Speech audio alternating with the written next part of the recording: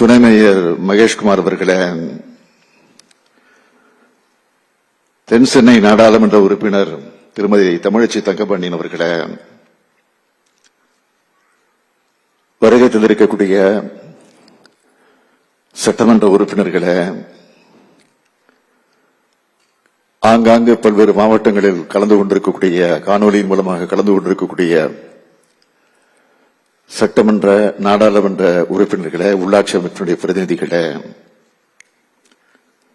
தொடக்கத்தில் அனைவரையும் வரவேற்று மகிழ்ந்திருக்கக்கூடிய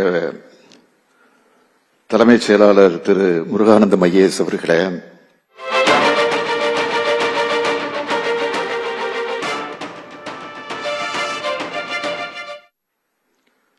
கூட்டுறவு சங்கங்களுடைய பதிவாளர் திரு நந்தகுமார் ஐஏஎஸ் அவர்களே, உள்ளாட்சி அமைப்புகளின் பிரதிநிதிகளே, முதல்வர் மருந்தகம் திட்டத்தின் மூலமாக பயன்பெற்றுக் கொண்டிருக்கக்கூடிய மருந்தாளர்களே, தொழில் முனைவோர்களே, அரசு உயர் அலுவலர்களே, பத்திரிகை மற்றும் ஊடகத்துறை சார்ந்திருக்கக்கூடிய நண்பர்களே, வருகை தந்திருக்கக்கூடிய பெரியோர்களே, தாய்மார்களே, அன்புக்குரிய மாணவ செல்வங்களே, உங்கள் அனைவருக்கும் என்னுடைய அன்பான வணக்கம். கல்வியும் மருத்துவமும் தான் நம்மோட திராவிட மாடல் அரசினுடைய இரு கண்களாக விளங்கிக் கொண்டிருக்கிறது. கல்வியில் சிறந்த மாநிலமாக தமிழ்நாட்டை வளர்த்தெடுக்கவும், சிறந்த மருத்துவ கட்டமைப்பை உருவாக்கி அனைவருக்கும் தரமான மருத்துவம் கிடைக்கக்கூடிய வகையில் உறுதி செய்யவும் பல்வேறு திட்டங்களை நாம் உருவாக்கி கொண்டிருக்கிறோம். அதனுடைய தொடர்ச்சியாகத்தான் நம்முடைய தலைமைச் செயலாளர் குறிப்பிட்டு சொன்னது போல, கடந்த ஆகஸ்ட் 15 விடுதலை நாள் நிகழ்ச்சி கோட்டையிலே நடைபெற்ற போது, கொடியேற்றி உரையாற்றும் போது, ஜெனரிக் மருந்துகளையும் பிற மருந்துகளையும் குறைந்த விலையில் பொதுமக்களுக்கு கிடைக்கக்கூடிய வகையில் முதல் கட்டமாக 1000 மருந்தகங்கள் திறக்கப்படும் என அறிவித்தேன். அந்த அறிவிப்பு இன்னைக்கு செயல்பாட்டுக்கு வர்றது பெரும் மகிழ்ச்சியை கொடுக்கிறது. நம்முடைய அரசு சாதாரண சாமானிய மக்களுக்கான அரசு என்பதற்கு அடையாளம்தான் இந்த முதல்வர் மருந்தக திட்டம். பொதுமக்கள் தங்களுக்கான மருந்துகளை அதிக விலை கொடுத்து வாங்க வேண்டியது நிலைய மாற்றணும், அவங்களுடைய சுமையை குறைக்கணும்னு இந்த மருந்தகங்களை நாங்கள் திறப்பதற்கு திட்டமிட்டோம். சுகர், பிபி என்று சொல்லப்படக்கூடிய நீரிழிவு, ரத்த அழுத்தம் போன்ற பாதிப்புகளுக்கு தொடர்ந்து அதிக அளவு மருந்துகளை வாங்க வேண்டிய இருக்கிற காரணத்தால் அதிகமான செலவாகுதுன்னு பலரும் கவலைப்பட்ட காரணத்தினால இந்த மருந்தகங்களை திறக்க நாங்கள் திட்டமிட்டோம். சொன்ன மாதிரியே இன்னைக்கு 1000 மருந்தகங்களை திறந்திருக்கிறோம். இந்த மருந்தகங்களை சிறப்பா செயல்படுத்த மருந்தாளர்களுக்கும் கூட்டுறவு அமைப்புகளுக்கும் மானியம் மற்றும் தேவையான கடனுதவியை அரசு வழங்கியிருக்கு. இந்த மருந்தகங்களை அமைக்க விருப்பம் உள்ள பிஃபார்ம், டிஃபார்ம் முடிச்சவங்க கிட்ட இருந்தும், இல்ல அவங்க ஒப்புதலோடு தொழில் முனைவோர்கள் மற்றும் கூட்டுறவு சங்கங்கள் கிட்ட இருந்தும் விண்ணப்பங்கள் பெறப்பட்டு தொழில் முனைவோருக்கு 3 லட்சம் ரூபாயும், கூட்டுறவு சங்கமா இருந்தா 2 லட்சம் ரூபாயும் மானியமாக வழங்கப்படுது. உட்கட்டமைப்பு வசதிகளை மேற்கொள்ள ரொக்கமாகவும் மருந்துகளாகவும் வழங்கப்பட்டிருக்கு. அதோட முதல்வர் மருந்துகளுக்கு தேவைக்கேற்ப உடனடியாக அனுப்புகிற வகையில மாவட்ட மருந்து கிடங்குகளிலிருந்து 3 மாசத்துக்கு தேவையான மருந்துகளோட இருப்பு பராமரிக்கப்படுது. சாலிகிராமத்தில் தமிழ்நாடு மருத்துவ சேவை கழகத்தால மத்திய மருந்து கிடங்கு அமைக்கப்பட்டிருக்கு. 38 மாவட்டங்கள்ல மாவட்ட மருந்து கிடங்குகள் அமைக்கப்பட்டிருக்கு. மாவட்ட மருந்து கிடங்குகள்ல அனைத்து உட்கட்டமைப்பு வசதிகளான ஏசி, குளிர்சாதன பெட்டி, ராக்குகள் மற்றும் கணினி எல்லா வசதிகளும் அமைக்கப்பட்டிருக்கு.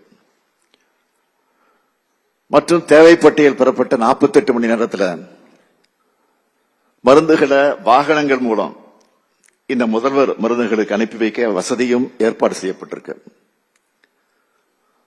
முதல்வர் மருந்தகங்கள் சிறப்பா பணியாற்றும் வகையில் மருந்தாளர் மற்றும் தொழில் முனைவோருக்கு 3 கட்டமா பயிற்சியும் வழங்கப்பட்டிருக்கு. இதனால பிஃபார்ம், டிஃபார்ம் படிச்ச 1000 பேருக்கு வேலை வாய்ப்பு கிடைச்சிருக்கு. இந்த முதல்வர் மருந்தகங்கள்ல சிறப்பு என்னன்னு கேட்டால்,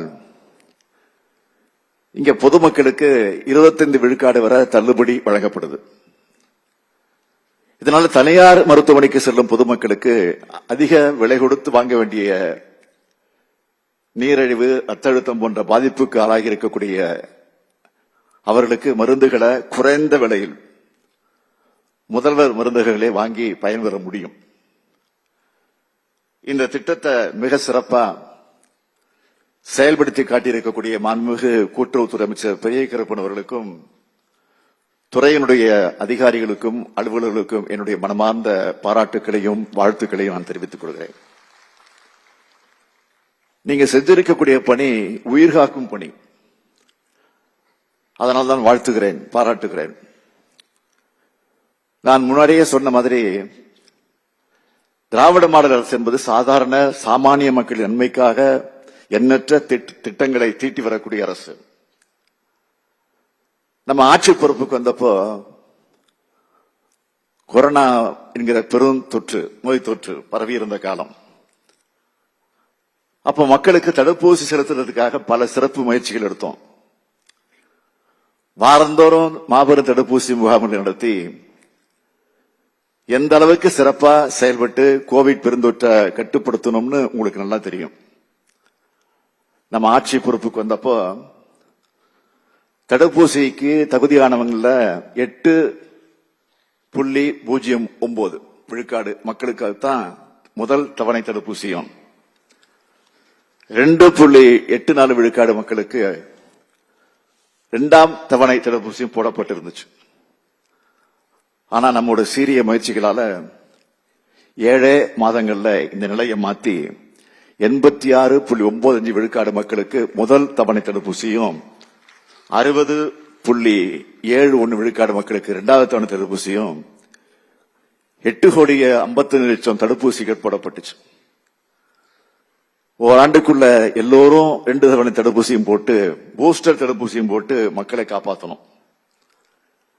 கொரோனாவால பாதிச்சவங்களை காப்பாற்ற துணையா நம்ம அரசு இருக்குன்னு உணர்த்த நானே கோவைக்கு சென்றிருந்த போது கொரோனா வார்டுக்குள்ள போனேன். நம்ம மாசு மட்டும் இல்ல, அமைச்சராக இருக்கக்கூடிய துறையுடைய அமைச்சராக இருக்கக்கூடிய மாசு மட்டும் இல்ல, அமைச்சரவையில் இருக்கக்கூடிய அத்தனை அமைச்சர்களும் மருத்துவம் மற்றும் மக்கள் நல்வாழ்வுத்துறை அமைச்சர்களாக செயல்பட்டதை நாடே பார்த்துச்சு. இந்த அடிப்படையில் இருந்து உருவானதுதான் மக்களை தேடி மருத்துவ திட்டம். 2021 சட்டமன்ற தேர்தலுக்கு முன்னாடி திருச்சியில நடைபெற்ற மாபெரும் கூட்டத்தில் 10 ஆண்டுகளுக்கான தொலைநோக்கோடு 7 உறுதிமொழிகளை கொடுத்தேன்.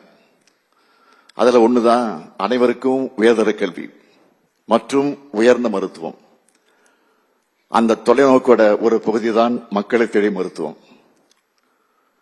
மருத்துவமனை தேடி மக்களை போகக்கூடிய அந்த சூழலை மாற்றி மக்களை தேடி மருத்துவம் செல்லும் காலத்தை உருவாக்கி இருக்கிறோம்.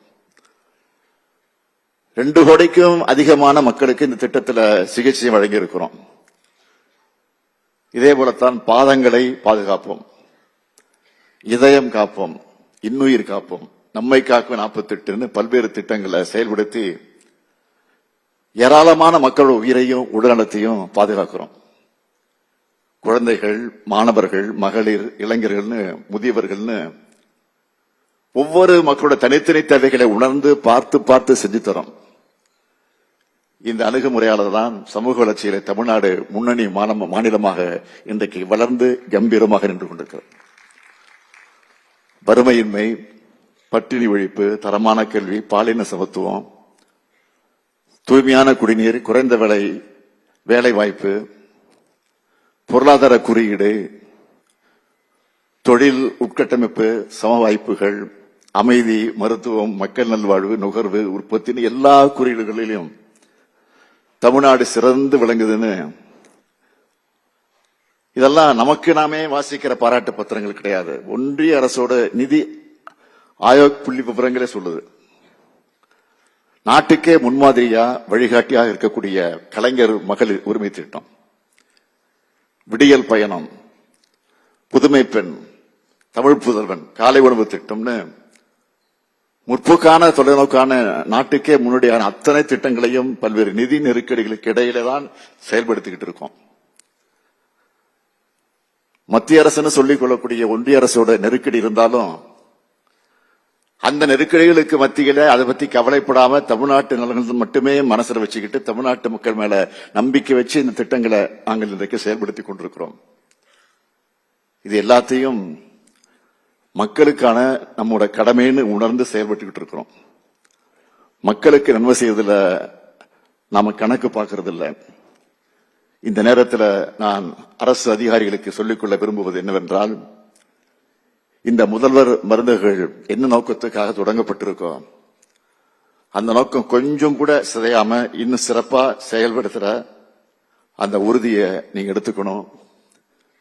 இப்ப திறக்கப்பட்டிருக்கக்கூடிய 1000 மருந்துகள் என்பது முதல் கட்டம் தான். அடுத்தடுத்த கட்டங்கள்ல இந்த எண்ணிக்கையை அதிகரிக்க போகிறோம். ஏழை எளிய மக்களுக்கு குறைந்த விலையில மருந்து கிடைக்கணும் என்ற நோக்கத்தோடு இந்த திட்டத்துக்கு இன்னொரு நோக்கமும் இருக்கு. டிஃபார்ம் படிச்ச இளைஞர்களை சொந்தமா தொழில் தொடங்குறதுக்கான அடித்தளம் அமைக்கிறது தான் அந்த நோக்கம். நான் முதல்வர் நாள் இளைஞர்களின் திறன்களுக்கு நம்முடைய திராவிட மாடல் அரசு இதுபோன்ற திட்டங்களால் இளைஞர்களை தொழில் முனைவர்களாக்கி வருது. நாம் உருவாக்கும் வாய்ப்புகளால் நமது இளைஞர்கள் உயர்வார்கள். நமது திட்டங்களால் நலமான தமிழ்நாடு நிச்சயம் உருவாகும். நன்றி, வணக்கம்.